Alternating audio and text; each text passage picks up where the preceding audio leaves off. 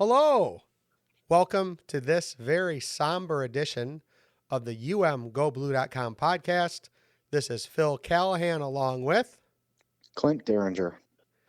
and here on the podcast, we talk about the good and the bad about Michigan football.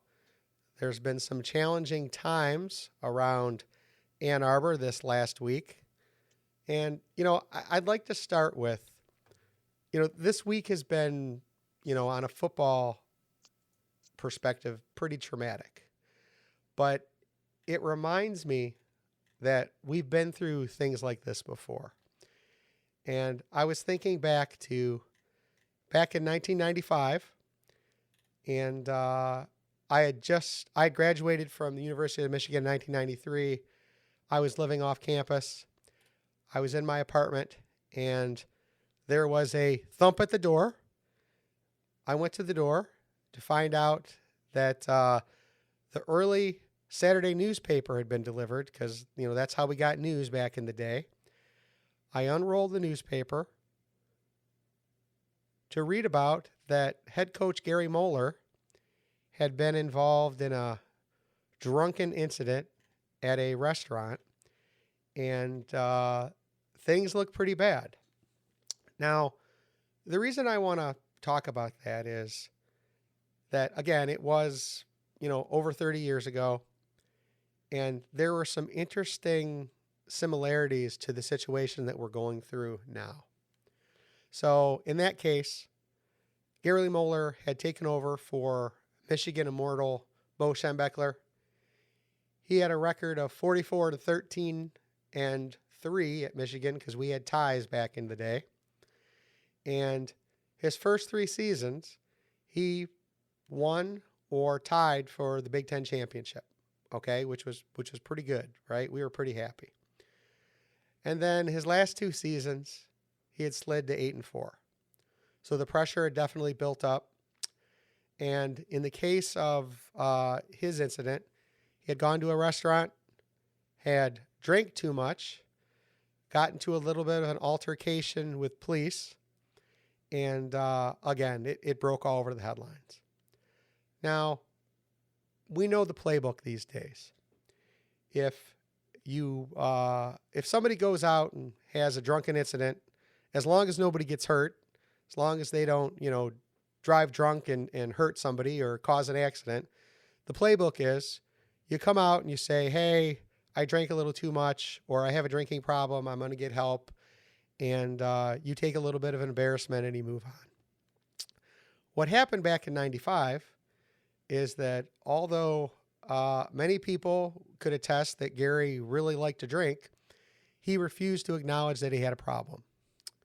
So in that case, the narrative came out that perhaps the police were exaggerating what had happened.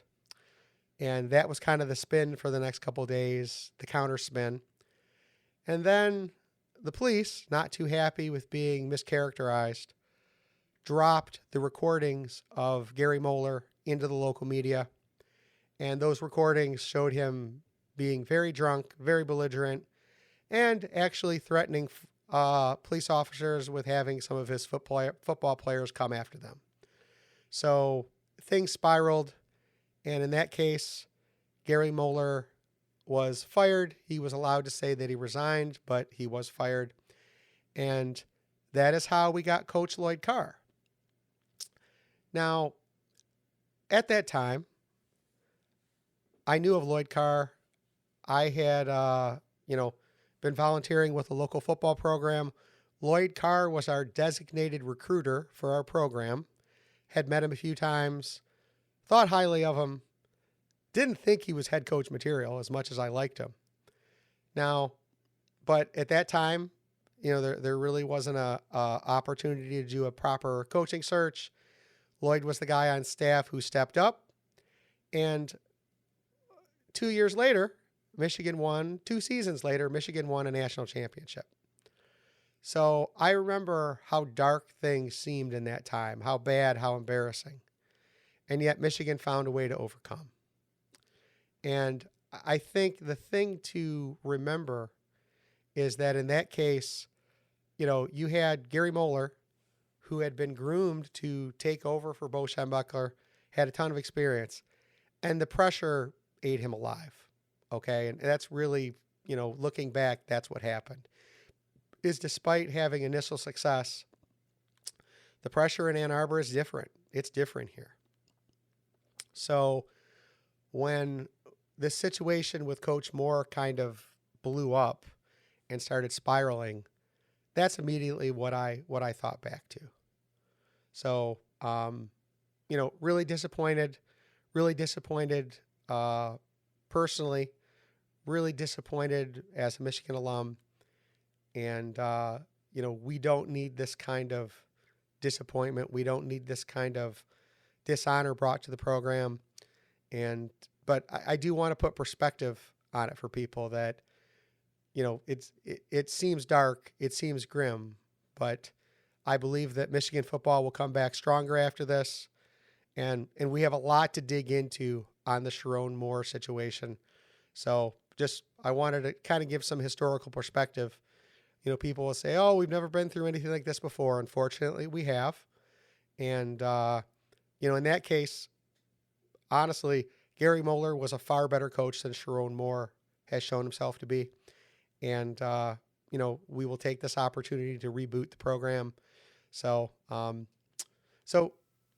Clint, what were your thoughts when you first started hearing the rumors and the story started breaking with Sherrone?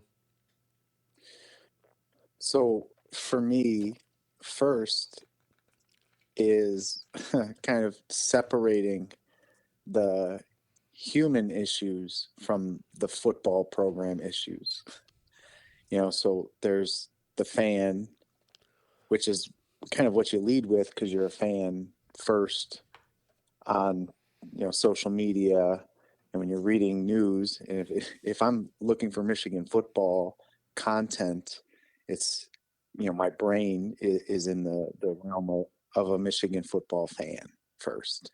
So when something huge hits, or when you and I have talked about NCAA or college football, off season stuff, right? There's separation there because there's the fan perspective, and then there's just this is some real life, real world stuff that is going on. And when it gets that big, I try my best to separate those things. So what that means is that this is an awful situation for many, many different people who are going to have to deal with real world consequences because of this.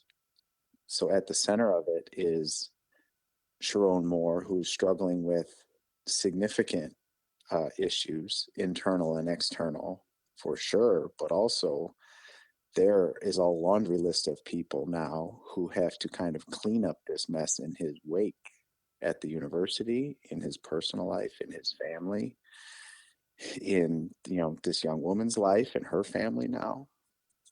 So first and foremost, trying for me to keep that separate, acknowledge kind of the damage that has been done to real people, and to keep that as separate as possible, and to make sure that it's clear the importance that I put in that being over there and being dealt with, and my feelings as a fan about the program and the future and the athletic director and the coach, and whether they win football games next year certainly pales in comparison to the real world impact of the stuff that we're talking about.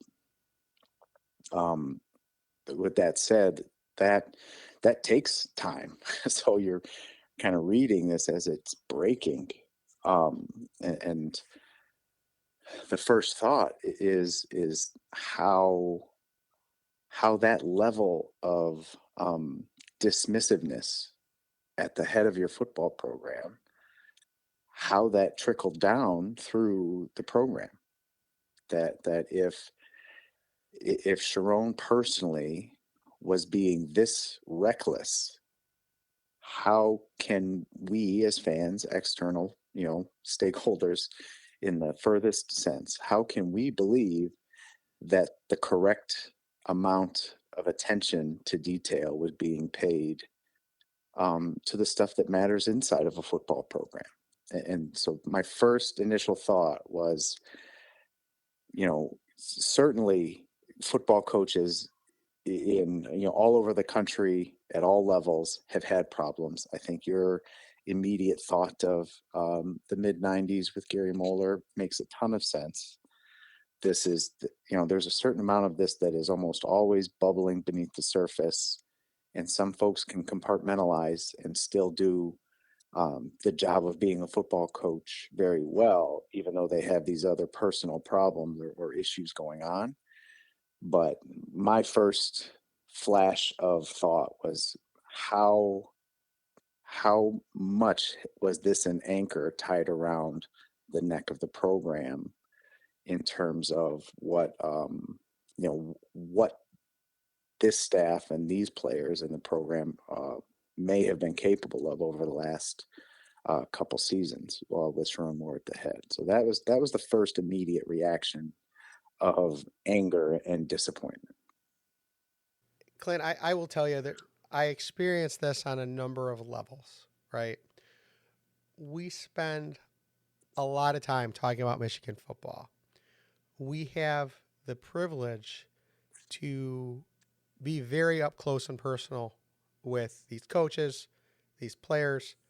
Michigan football means a lot to us.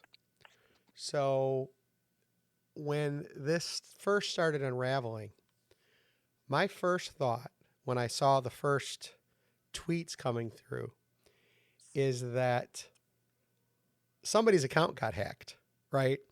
I saw this kind of, real short blurb about Moore being fired. And I went, wow, somebody's account got hacked. That's not funny. And then it just started to unravel. You started to see it more and more. And so there's the visceral feeling of this is really happening. And there is the personal, okay?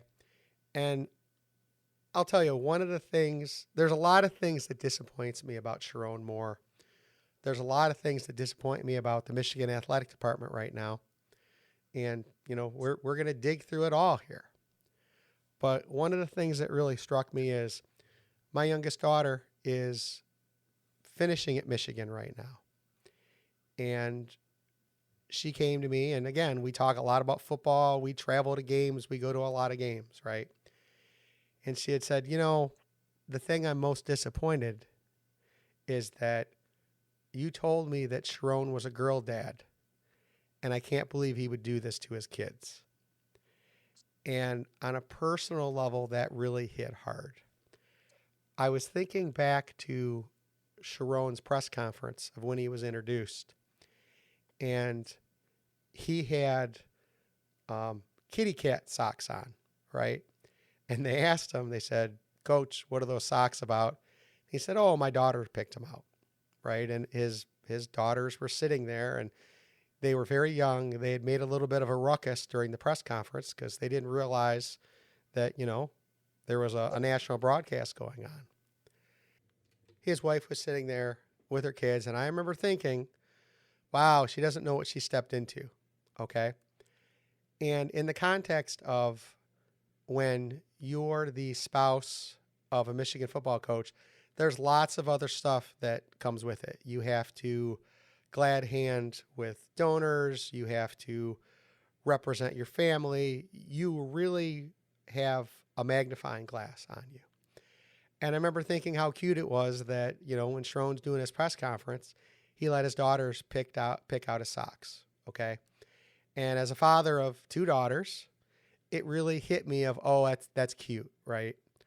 So one of the things that struck me that my daughter locked onto is the impact for his now 3 kids, okay? And yes, as football fans, we're disappointed as patrons of the football program, but the personal tragedy here. And I want to be clear, I don't absolve him of any of the blame, okay? He didn't make one single bad choice. It's pretty clear from what we're learning that he made dozens, if not hundreds, of bad choices that led him to this bad result. But the people who will be living with the fallout of this are his family. And that is really sad. And the other thing that struck me was that for people who love football, Clint, you and I, if somebody had said, hey, do you want to coach Michigan football? Do you want to make $6 million a year?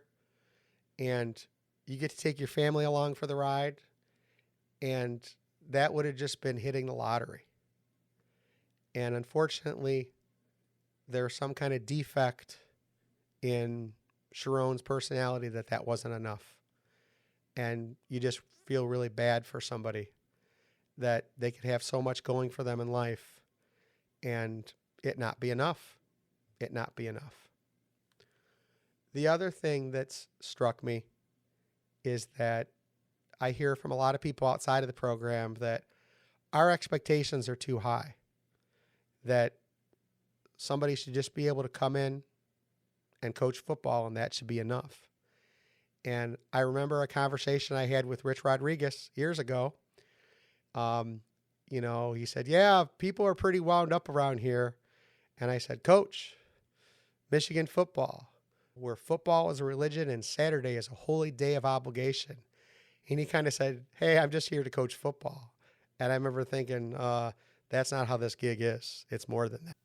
Yeah, the expectations and the obligation and the pressure it's certainly not going to decrease over time, right? It's that quote or that quip that you just had there has been that way for decades in Ann Arbor, and with the entire landscape of the sport changing, and more and more money and revenue at stake for even more people, including the players now, it's going to continue to increase for the foreseeable future. So not only is it wise to acknowledge that those expectations and that pressure, but also the people that step into these types of roles, and specifically the next person who's the head coach of the program in Ann Arbor is going to have to understand that not only is it hard right now, it is only going to get harder. And you have to have a plan for that, with how you're going to handle that and how you are going to bear that load without, going down in flames and bringing down so many people around you. And I think we don't necessarily talk about that openly as fans as much, but acknowledging it is a big deal, because pretending that it doesn't exist certainly can lead to disaster, as we see here. So, Clint, and that's one of the things that we've talked about in this new world of NIL, okay? I tell people it's amazing to have the privilege to talk to Michigan football players, to talk to the coaches. But one of the things that has been impressed upon me over the years is the incredible toll that it takes both personally and physically on these players and coaches, okay? You hear the coaches say nobody's more disappointed than a player or a coach when they lose, and that is true, okay?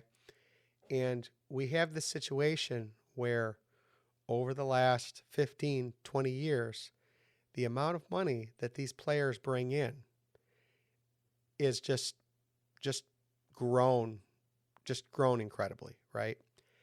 And it was a situation where the networks made money, the schools made money, the media made money, the coaches made money, and the players, well, they might have made money on the side, but they certainly didn't participate fully, right? You had this situation where everybody's making money but the players, and we have this new situation with NIL where the players being compensated fairly for the first time. And you had the plantation being dissolved, right? And the pressure just increasing. And yeah, there's a lot of pressure on the coaches. Okay, there's a lot of pressure on the coaches to win the right way, because that's how we want it at Michigan, right? We talk on and on in the podcast. Well, it's one thing to lose, but it's how you lose. It's one thing to win, but it's how you win. The expectations are sky high here.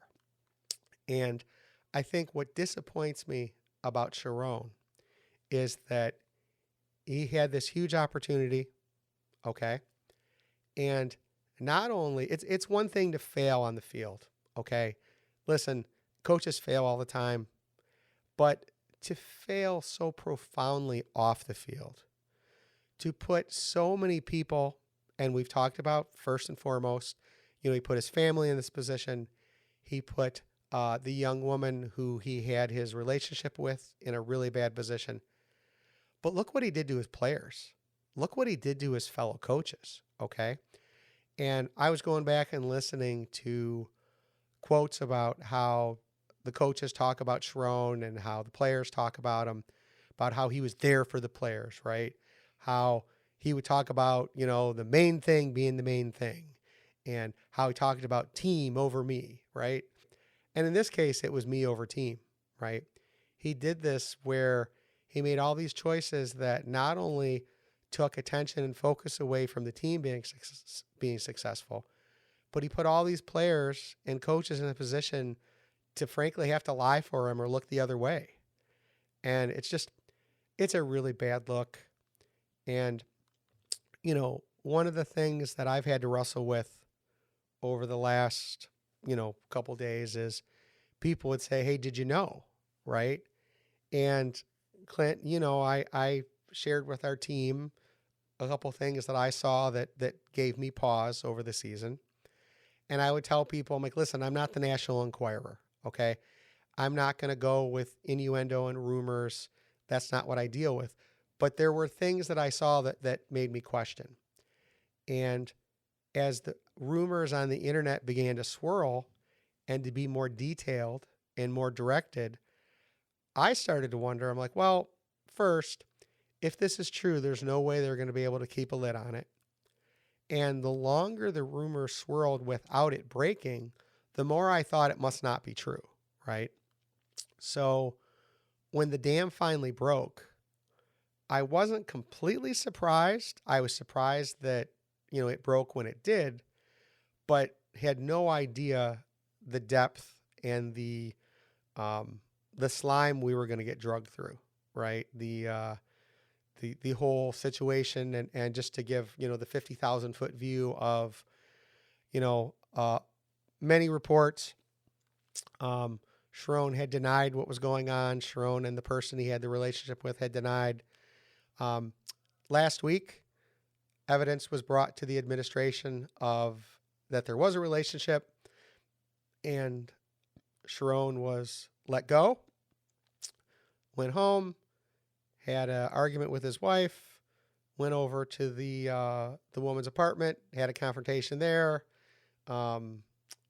He threatened to hurt himself, which eventually led to him being arrested, and everything's on the internet now. So I think one of the questions that I have is, it always comes down to me, from the political side of, it's not the crime or it's not the misdeed, it's the cover up, right? When did the administration know? Who covered up for what? What was done here, right? And what's interesting, having talked to people at the university, the thing that was incredibly stupid here, okay, is that the University of Michigan has had a number of instances of people in leadership positions losing their jobs in this similar situation, okay? This is not an unknown, okay? It's, if you do this, this will happen to you.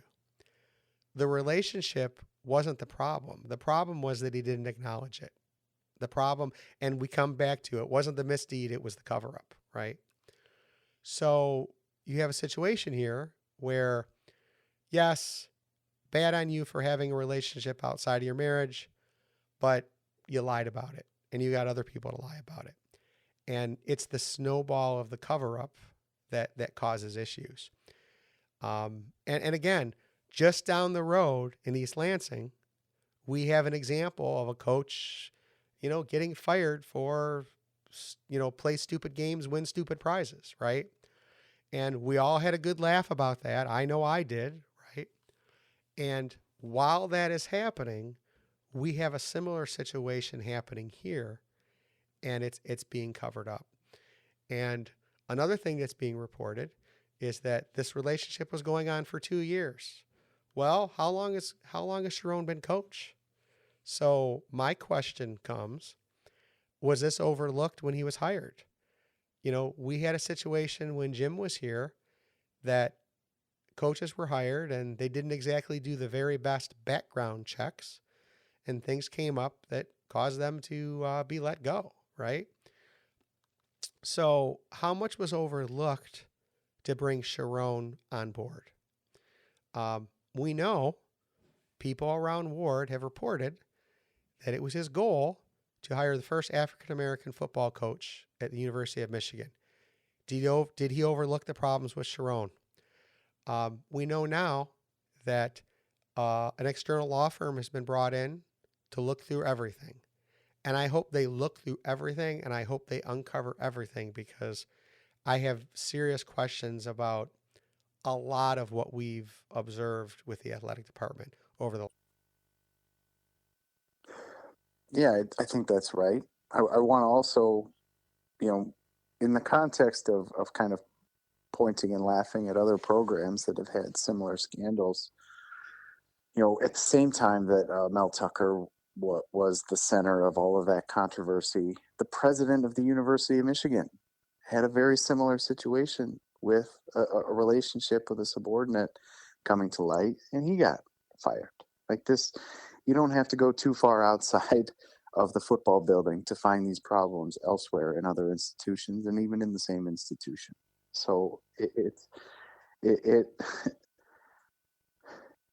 it brings a sense of humility, I would hope, to some folks who want to try to leverage the misfortune of others for their own gain, for sure, because all of these types of problems hit very close to home, especially this one. The detail within that's been reported from the Sherrone Moore case that really rang true that you haven't hit on or yet that we didn't talk about yet is the statement that came out during his arraignment with when he was threatening to harm himself. He was still saying to this young woman that his blood is going to be on her hands, that what was happening to him was her fault. He went over there to confront her because she had reported this to the administration in some sense. And that lack of personal accountability for what was going on in his own life, I think, is closer to the root of the problem here, both from a personal standpoint for him and also from a football standpoint, from a program standpoint. I'm sure Coach Sherrone Moore would tell a player that player's football future is in his own hands. He's going to be as great as he can be if he'll do the work and take accountability and responsibility for his own future. Yet in this context, with all of this crumbling down around him, all the way to the very end, there's been a lack of personal accountability for himself, certainly, and then hopefully this investigation that you mentioned will uncover whether there's been personal accountability elsewhere that is necessary. So I think that is kind of where this bridges the personal to the football, right? We talk, seems like every podcast now, about the program culture, and we've talked about how amazingly resilient the program culture was in the 2023 season, and we've seen it at its lowest. We can go back and listen to podcasts from 2020 under Jim Harbaugh, when it seemed like the team didn't even want to be in the stadium playing the games and eventually did cancel games. And we can say how poor the culture seemed and how it was leaking out about locker room issues as recent as last season in 2024. And this lack of personal accountability and the culture of um, dismissiveness in the face of adversity, certainly you can see examples of it and how it actually impacted everybody else in the program. And I think that should be a real motivating factor for the university leadership team and the athletic department leadership team as they try to figure out who's going to lead this football program going forward. Because reestablishing a culture of accountability and the efficacy to kind of take control of what today is and what tomorrow is going to be is problem or motivation number one, at least for me, from a football standpoint. Clint, I'm glad you brought that up because I kind of had to slap my forehead, right? When I was watching, as many others were, the arraignment. And it's, again, going back to the Gary Moeller thing, right? We had to listen to recordings of Gary Moeller drunken and stupid, right? In this case, we had to see Sherrone. I mean, just from a personal level, listen, I really don't like him right now. Okay, I'm very unhappy with him. But it was heartbreaking to see a guy who just a few days before had woken up on top of the world and was now, being arraigned in a Zoom call. But what was more heartbreaking for me was he still wasn't taking accountability. It was her fault, right? And it's amazing to me that as a coach, you tell your players, listen, you are the main difference here, right? You're the only thing you can control. And that was one of the things that Jim Harbaugh used to talk about all the time, right? That it's personal accountability. You have to show up. You have to do the work. And you have a guy here who, again, I want to be crystal clear, had not made one bad choice. Dozens, hundreds of bad choices that put him in that position, okay? He had been given off ramps. He could have acknowledged the affair. He could have said, oh, just started, sorry. I mean, there are dozens of potential off ramps here, right? And instead of taking responsibility, he was blaming her. And, while we're talking about stupidity, okay, it's amazing because out on the internet, there is a vein of, I guess you'd say fan, right? Who are blaming the woman in this case, right? So it's amazing to me that there's this vein of toxic masculinity right out there of, men make all the decisions, but boy, when they make a mistake, it's not their fault, right? And it's come on, okay? So, like I said, not only did he put his family in a bad position, but you have all these people who had to know about it, okay? And then at the end, it was her fault, right? And if there's anything that we've learned over the last 20 or 30 years, is that when you have positions of power of a disparity of income, disparity of power, supervisor relationships, it's not equal, okay? And somehow that responsibility for yourself was lost with Sherrone. And, so we've dogpiled on Sherrone here, right? There was a lot of things that had to happen around him. And that's why when we're going through this choice of choosing the next football coach, I want transparency on who is part of it, okay? I want names. I want to know who's responsible for if this works out. I want to know who's responsible for if it doesn't work out. Because I am putting a lot of the blame for the Sherrone disaster on the people of the athletic department who did not rein him in and that's Ward Manuel. Okay, there is if Sherrone made dozens, if not hundreds, of bad decisions, there were people enabling him to do that. There were not safeguards in place. And one of the things that I'm hearing reported is that, there's people in the media who treat Michigan like a cult of protecting the brand. Well, you know what? If you're going to protect the brand, you need to get rid of people who aren't up to standards.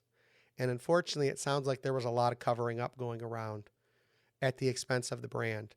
And the way you protect the brand is not to cover up those who fall short, but kick out those who don't live up to the standard. And I want to be crystal clear, that standard is not going to lower for this, okay? It's one of the things that I feel is different about us, Clint, is that, my loyalty is the University of Michigan, not to any individual. And, I'm sure there are plenty of people in the media who are salivating at the opportunities to write about this. I remember when I first started hanging around the football program, one of the senior officials at U of M would always use this quote from The Natural, an amazing movie. I recommend you go see it if you haven't. But there is a newspaper writer, and he's talking about the Robert Redford character, and he goes, "They come and they go, Hobbs, they come and they go," right? It doesn't matter, right? There's always a new story.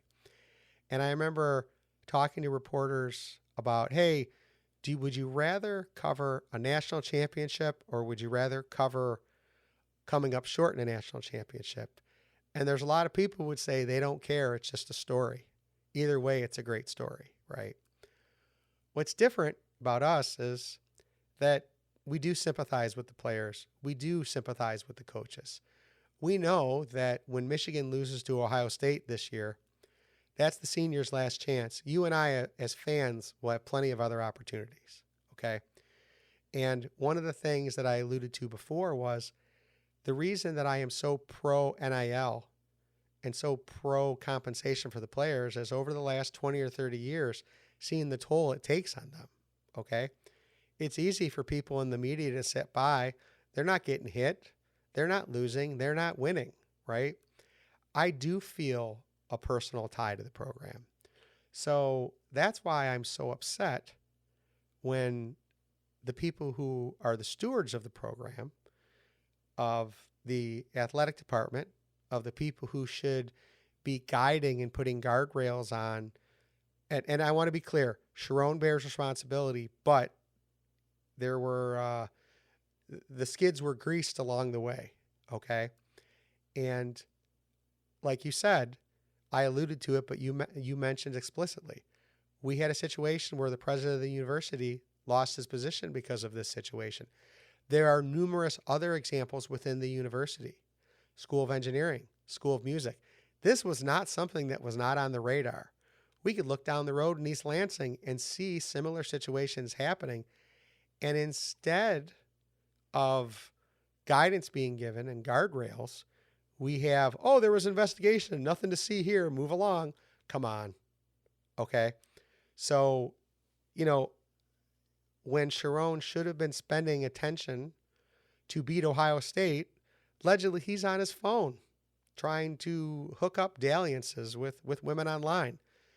And I'll tell you, I've thought a lot the last couple days about, trying to diagnose what's going on in his head, right? I got to feel that he thought that he knew he was failing, that this was his chance to grab all this stuff while he was here. Again, we've talked about it internally on our team that as much as we were pulling for Sherrone, I think the general consensus is that we were probably going to be switching coaches in a year or two, the way the arc was going. And instead of him putting more time in to fix the problems, you mentioned it, we talk about culture. And one of the things I wanted to do in this off season was to have a conversation with Sherrone and say, tell me what you think culture is. Because under Jim, the players would talk about culture. It was very tangible. I've said if you woke Jim Harbaugh up in the middle of the night, he'd give you a 4-hour lecture on culture. I feel if we had talked to Sherrone about culture, he would have given us about 5 minutes of very broad sentences prepped by the PR department. Okay. I don't think he was real deep on culture. And what I see in this failure is proof of it. Okay. This is not something that someone with high standards, this isn't what they do. This isn't how you treat your team around you. This isn't how you put the people around you in position to succeed. And it only shows that in some ways, if we were going to fail now or in a year or 2 or 3 years from now, let it be now and let everything be cleaned up because we do have a high standard here and Sherrone wasn't up to it. Yeah, the issue of culture is it's at the center of all of this from the program standpoint, no doubt. I mean, like I mentioned, Jim Harbaugh almost got fired after that 2020 season, and it was because he had lost the locker room and the culture. And what he was able to do was to acknowledge where his program and he personally was falling short and made changes in everything that he could control. He made changes. He made staff changes. He made uh, personnel changes outside of the football building. He made changes in how they approach practice, workouts, all of that. He was able to pivot because he felt short, and then he made his claims publicly about what his standards were for where they needed to go from that point forward. And that 21 season was remarkable for the turnaround in culture. And we remember, of course, beating Ohio State for the first time in forever and winning a Big Ten championship and Aiden Hutchinson and Ojabo in the snow and all that stuff.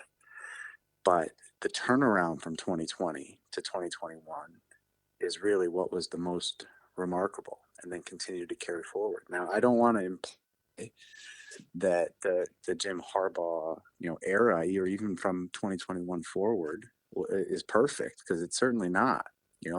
Connor Stallions being on the staff with the issues that he showed in his personal history led to all of that drama from 2023 that was perfectly unnecessary.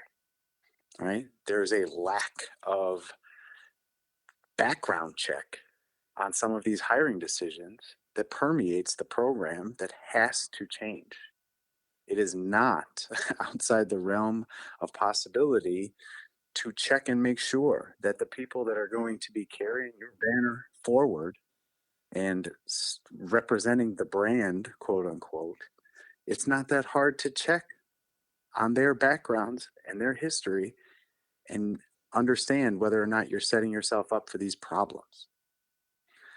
And when there's a problem, you have to address it head on and try to pivot and take care of it. And that's the point that we find ourselves at now as a program is clearly there are cultural problems within the program that need to be addressed.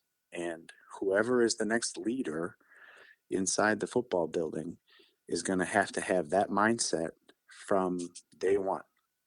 And I think right now, on an interim basis, Biff Poggi leading the football program forward into the bowl prep here and hopefully, a good football game at the bowl game and invigorating some of the leadership qualities in the current players and trying to hold everybody together as possible.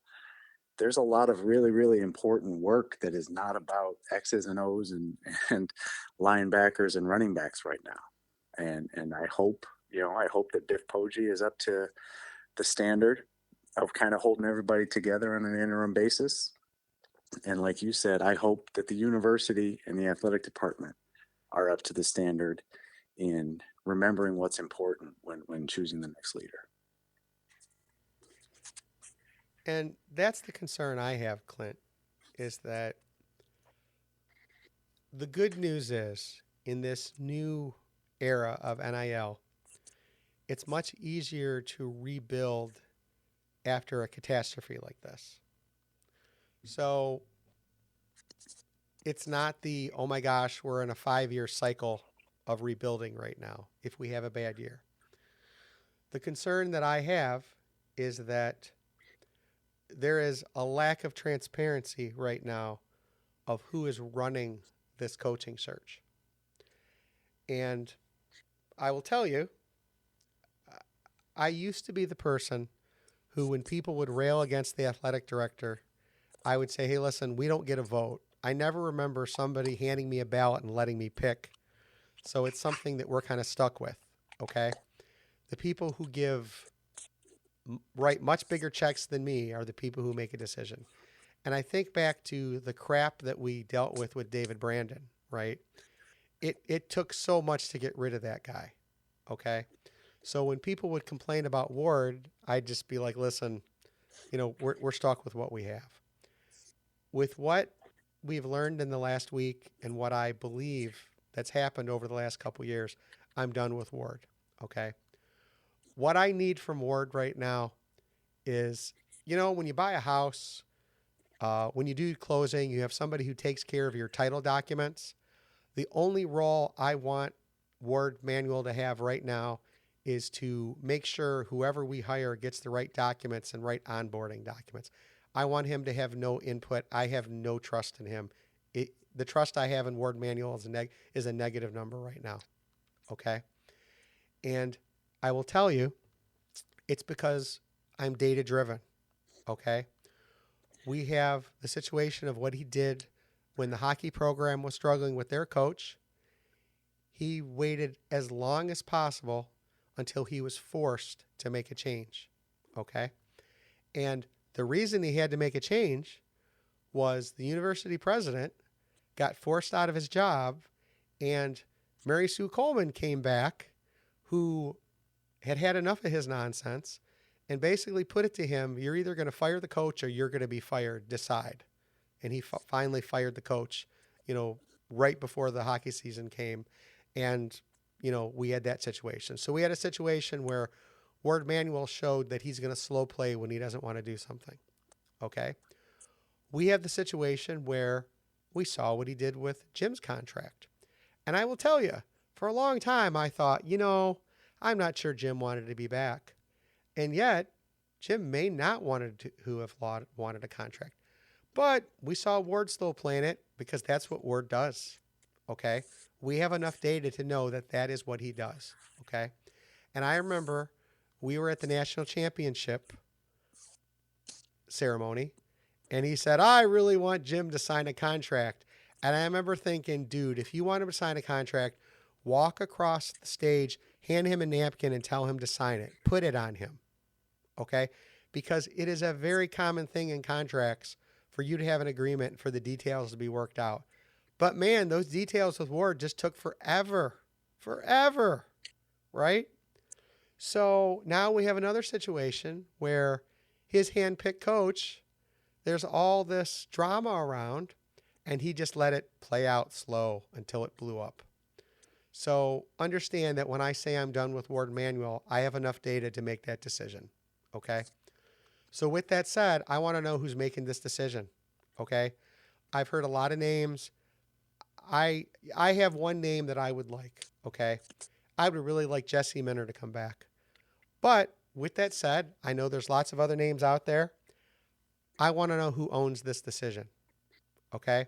If we're going to be under the gun to make a decision with an interim university president and being stuck with Ward because, well, we just can't fire the athletic director when we have an interim president, I hope other people are pulling those strings.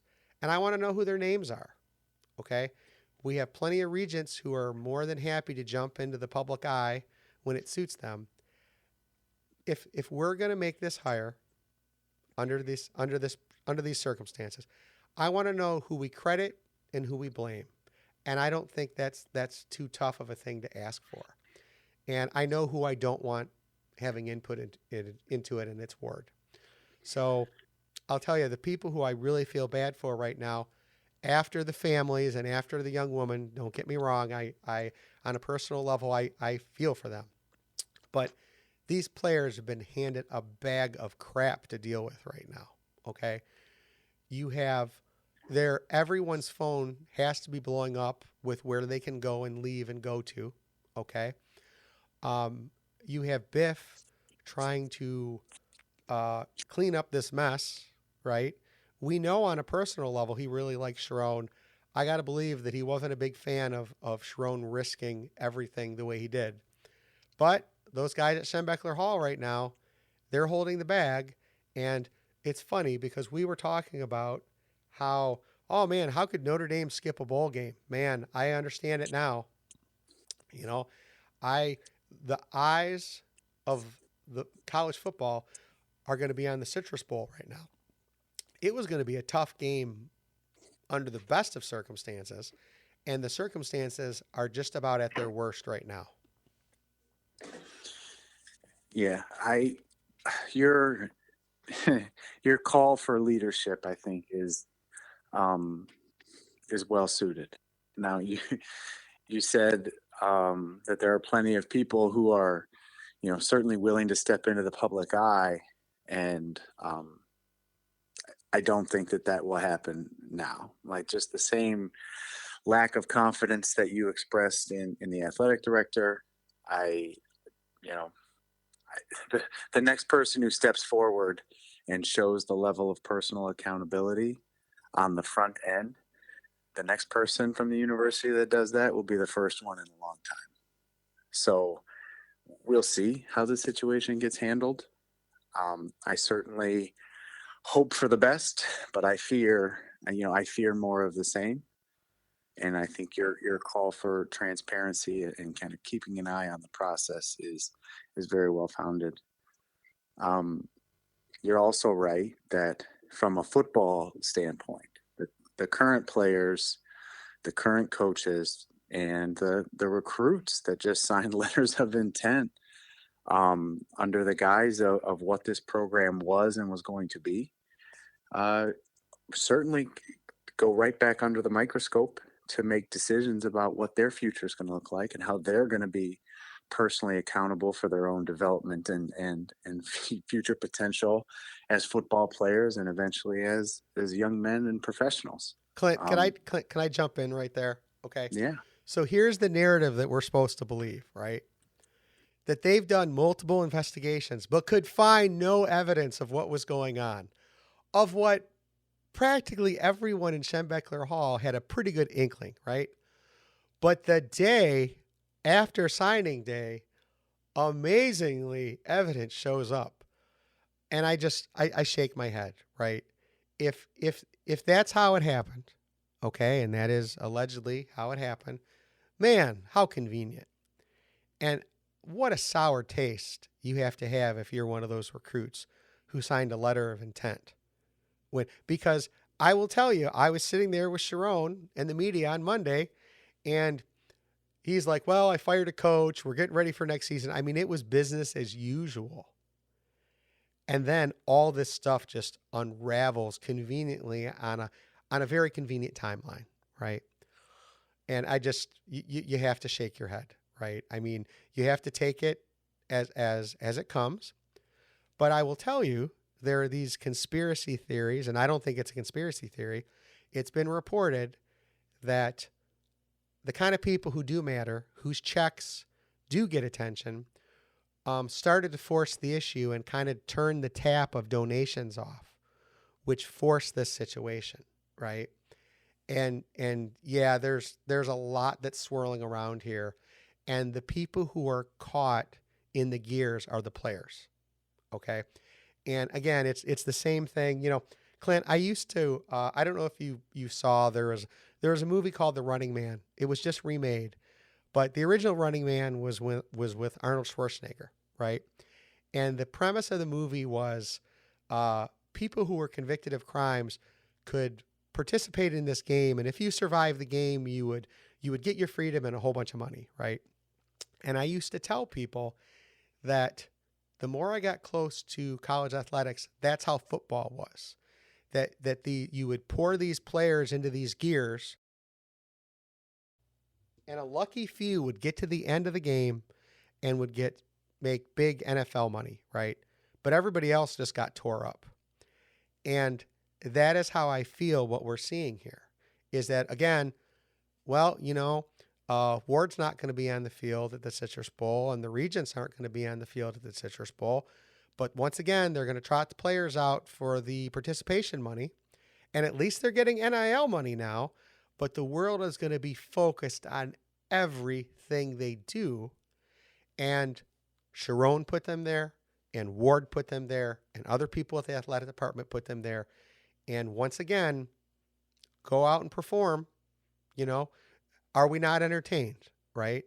And it's just a bad deal. I'm so irate that the players are put in this position. And with this said, let it be warned. Anybody, be warned. Any who enter here. Okay. And I think back to that Rich Rod. I'm just here to coach football. No, you're not. Okay. Look what you're stepping into. We need to clean it up and understand that the standard, we're not going to lower the standard here. Okay. Football is religion, Saturday, a holy day of obligation. I sign up to that, right? Know what you're stepping into here. And you got to make sure that the people who are supporting this program are properly aligned. And frankly, right now, I don't think they are. And Yeah, I feel bad for the players. So I absolutely. But to try to end on at least what gives me some optimism going forward, it's still all of the reasons that I care so much about the program, about the university, and about the football team on any given year. All of those things are still true. That your first point, I think, is a good point to kind of bring back to now that we've gone through this before in different shapes and forms, and we've gotten through it, and we will get through it again. But in the long term, we have to put the people who are the most impacted by the football program success and the decisions related to football, the players and the coaches and the people that are at Schembechler Hall doing the work. They have to go back to the center of the focus for the athletic program. What doing right by them is going to do right by the program and by the fan base. And if we can do that as an institution, as a university, and as an athletic department, then we will fall back into success the way that Michigan traditionally does. And I do have confidence over the long haul that will happen. The question is who will be driving that for sure. And we'll keep a close eye on that. But I do believe that it will happen. And I still believe that this is one of, if not the very best place for a football player to come and set themselves up for a lifetime of success, both in the football context and in the professional context in terms of a college experience. So I feel fortunate, to be honest, that it has not been a mass exodus to this point. The transfer portal rules have changed, and that is a lucky break for Michigan at this moment. But there are going to be people who leave, and rightly so. But there's going to be a lot of people who stay, players and coaches and staff members. And whatever phoenix kind of rises out of these ashes, I know you and I are going to be supporting the program with the same fervor at this time next year.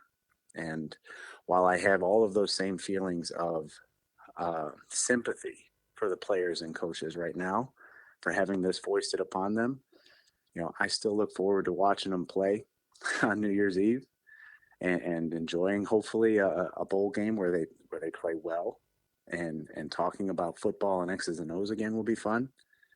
But it's still going to be the program that I love the most at this time next year. And I just hope that the university and the athletic department can live up to their own standard in terms of choosing the leaders and best.